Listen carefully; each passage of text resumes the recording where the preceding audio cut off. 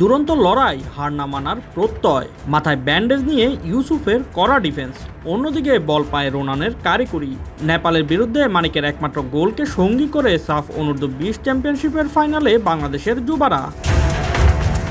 ম্যাচের শুরু থেকে বল নিজেদের পায়ে রেখে নিয়ন্ত্রণ নেয় নেপাল, কিন্তু দ্রুতই ম্যাচে ফিরে বাংলাদেশের যুবারা। খেলার 11তম মিনিটে মোর্শেদের ক্রসে হেডে গোল করে বাংলাদেশকে এগিয়ে দেন মানিক।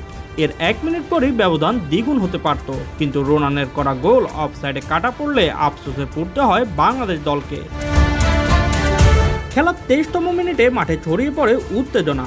একটি থ্রো ইনের সিদ্ধান্তকে কেন্দ্র করে গ্যালারি থেকে রেফারিকে উদ্দেশ্য করে বোতল ছুড়ে বাংলাদেশি সমর্থকরা। তবে বাংলাদেশের খেলোয়াড়দের হস্তক্ষেপে পরিস্থিতি দ্রুতই শান্ত হয়। প্রথমার্ধের বাকি সময়ে ফয়সালের দুটি হেড লক্ষ্য খুঁজে না পেলে 1-0 ব্যবধানে এগিয়ে থেকেই বিরতিতে যায় বাংলাদেশ দল। দ্বিতীয়ার্ধের পুরো সময় দুই দলের খেলোয়াড়রা শারীরিক ফুটবলের প্রদর্শন করে। একদিকে বাংলাদেশ দারুণ ছন্দ ধরে রেখে রক্ষণ সামাল দেয়, অন্যদিকে নেপাল বল পায়ে রাখলেও বাংলাদেশের রক্ষণে বারবার আটকে যায় তাদের আক্রমণ। খেলার 88 মিনিটে বাংলাদেশের হয়ে বদলি হিসেবে মাঠে নেমে অভিষেক হয় ডেকলান সুলিভানের।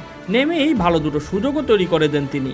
তবে বাকি সময় কোনো গোল না হলে 1-0 ব্যবধানে জিতে ফাইনালের টিকিট কাটে বাংলাদেশের যুবারা। Shoaib Shams, BD sports time.